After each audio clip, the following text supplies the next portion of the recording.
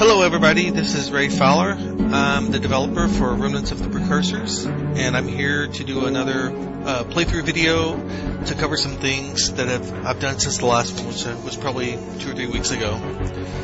So first things first, we kind of polished up the artwork on the front screen, got a lot of the colors coordinated. There's 2 different splash screens now for the front screen, or splash artwork behind it, and see, this stuff's all colored now, it looks nice. Okay, so let's go to, the first thing I'm going to show you is the council screens. We have 2 new Galactic Council settings, so I've got 2 games set up where they're about to be at the council vote. So this is one where I'm playing the Cylons, and I believe it's a large map, so if I go over here and look at the map, you can see the other races I'm in contact with. The Alkaris, the Warathi. That's about their size. It's a pretty small map. I think it's technically a large map by the old standards, but there's several sizes much larger than this. Let's see.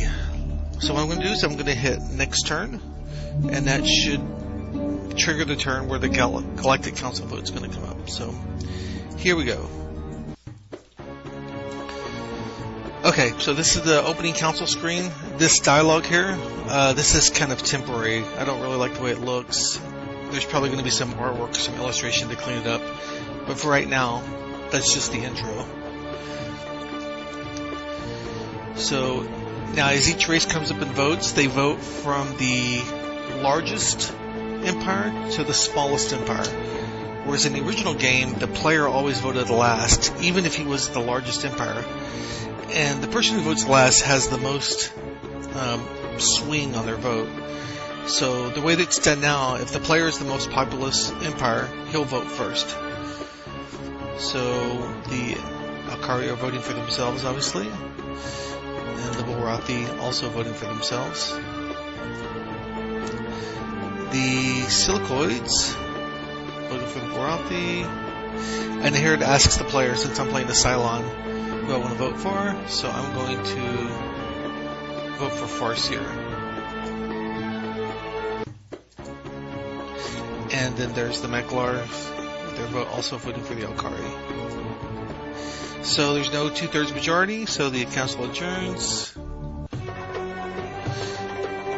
And this is all I have for ship combat right now. Basically, when combat occurs, since I don't have tactical combat yet, you get this screen, and if you want to enter combat, it'll auto-resolve, and if you don't want to enter combat, you hit no and your fleet retreats.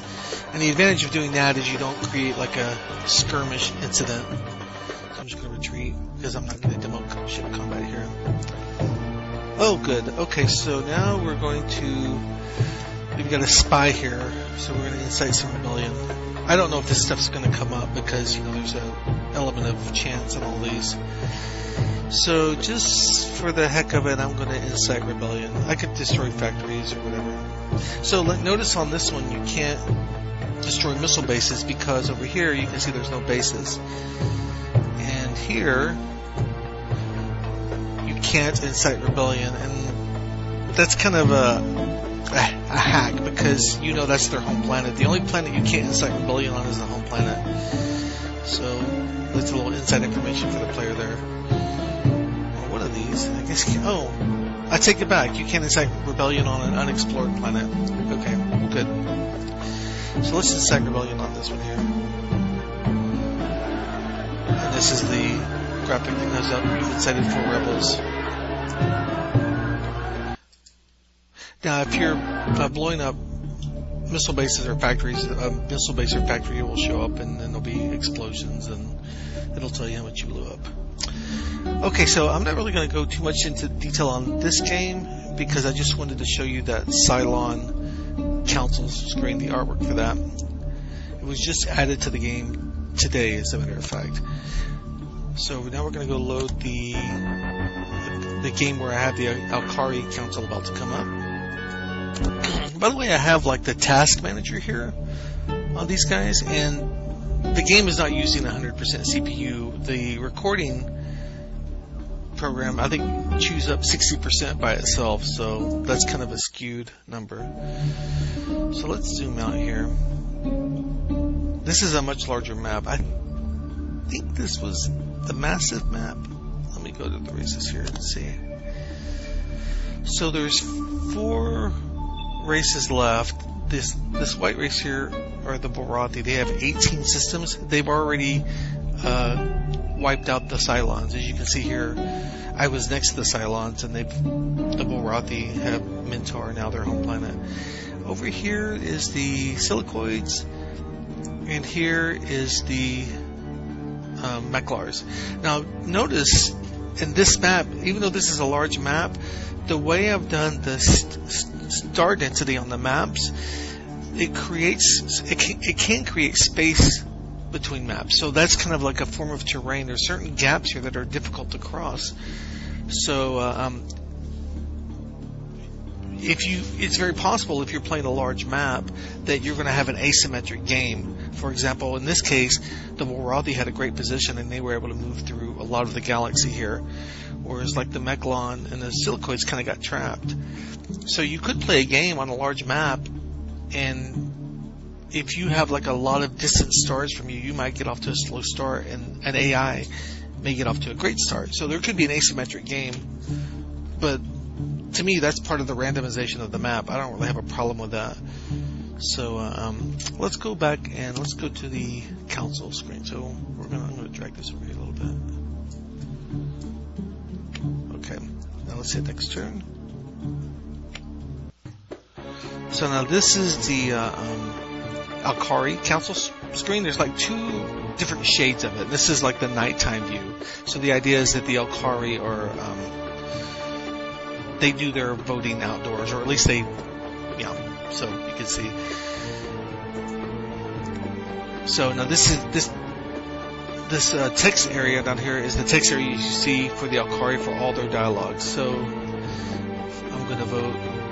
Grunk, the Borathi's going to vote for himself. He's got 15 of the 29 votes, so he's very close. He's got half the votes already. I'm obviously going to vote for myself. And then the Mechlar are going to vote for me. And so I have a feeling that these guys are all worried about the Borathi. The disposition of races, one thing about the way they feel about each other is if you're really much larger than another race or another empire, the empire will be more willing to go to war and be more aggressive. If you're smaller, if it's smaller than another race, it'll be less aggressive. So you really won't ever get in a situation where you're dominating like an AI race and you've got it down to one system, and then you offer him peace and he says, no, I don't want peace unless you give me 8 million things because I'm so mad at you. Because you're so much larger than him, he will accept peace. Right? That was one thing I really tried to work on in the AI, is to try to create some sense, of proportional sizes between the empires. So now we're just going through some screens where we discovered, or we scouted some systems. So we need to skip through a few of these. Yeah, there's another one. So just so you know, one thing that's really hard for me in this game, first of all, I'm not a video game programmer. So this is the first video game I've ever written. And I wanted to do it all in straight Java. I don't use any code to go to like graphics cards. I don't take advantage of 3D graphics because those tend to be hardware specific. So everything you see is written in straight Java in 2D.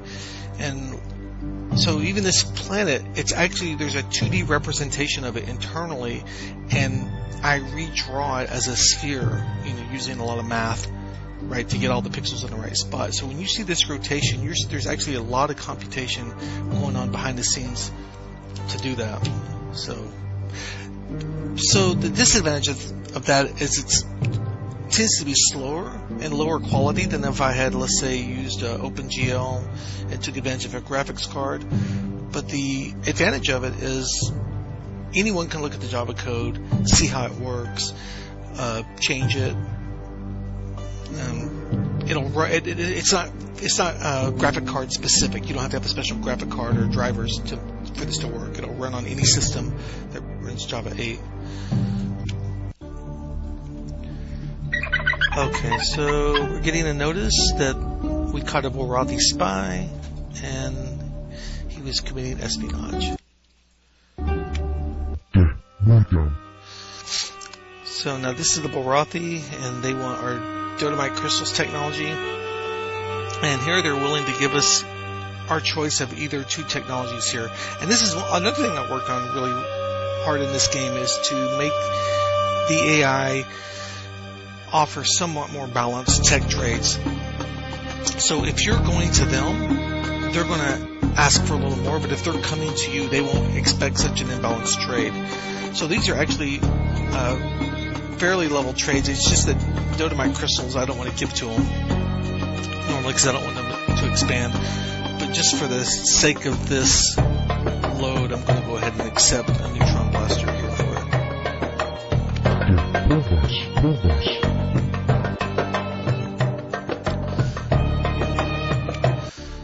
Okay. Oh, now the silicoids want to talk to me. Oh, they're mad about our spies attempting sabotage.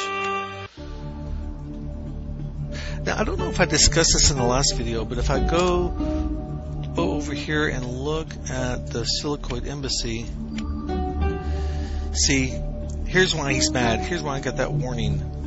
There's an event, and it's -10, a negative.